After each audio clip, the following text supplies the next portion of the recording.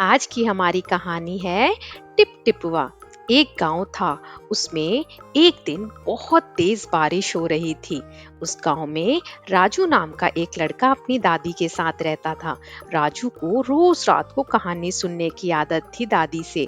उसने उस रात भी दादी को कहा, दादी एक कहानी सुनाओ ना। इतने में दादी खिजी हुई बोली कि बाहर इतनी तेज बारिश हो रही है, क्या ही कहानी सुनाऊं। बात करते करते छत से पानी टप टप कमरे में ही टपकने लग गया। यह देखकर तो दादी और परेशान हो गई और बोली, इस टिप टिपुआ से पीछा छूटे तो मैं कहानी सुनाऊं।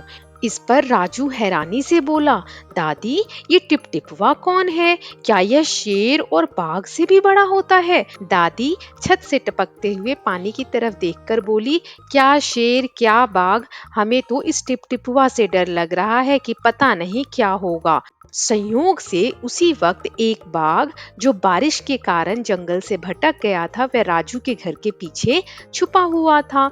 उसने यह सब बातें सुनी और वह डर गया कि आखिर ये टिप टिपुआ कौन है जिसके बारे में ये बुढ़िया बात कर रही है।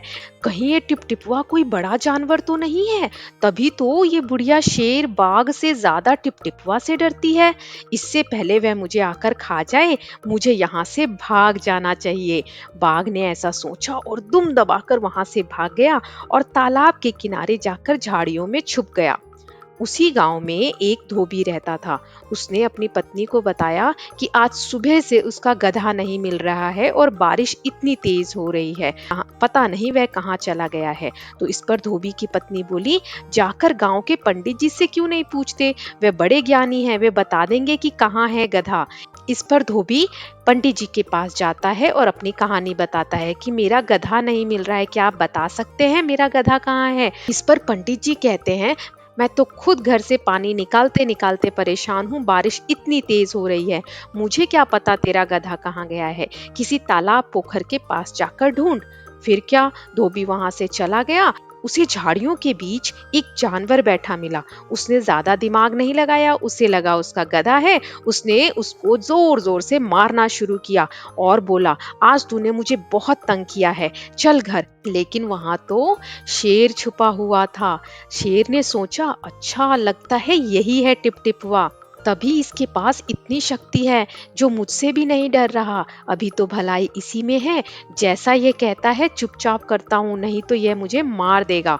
फिर क्या, धोबी गुस्से में खींचता हुआ बाघ को अपना गधा समझकर अपने घर ले गया और बाघ बिना चू चपड़ किए भीगी बिल्ली बनकर धोबी के पीछे पीछे चल दिया। घर पहुंचकर धोबी ने बाघ को अपने घर के बाहर खूंटे से बांध दिया और सो गया। सुबह जब गांव के सब लोगों ने देखा कि यहाँ बाघ है, सभी लोग बाघ को खूंटे से बंधा देखकर सबकी आंखें खुली की खुली रह गई। फिर क्या, बाघ ने ना इधर देखा ना उधर और पूरा दम लगाकर खूंटे को तोड़ा और वहां से भाग गया। तो यह थी हमारी प्यारी सी कहानी टिप टिपुआ की।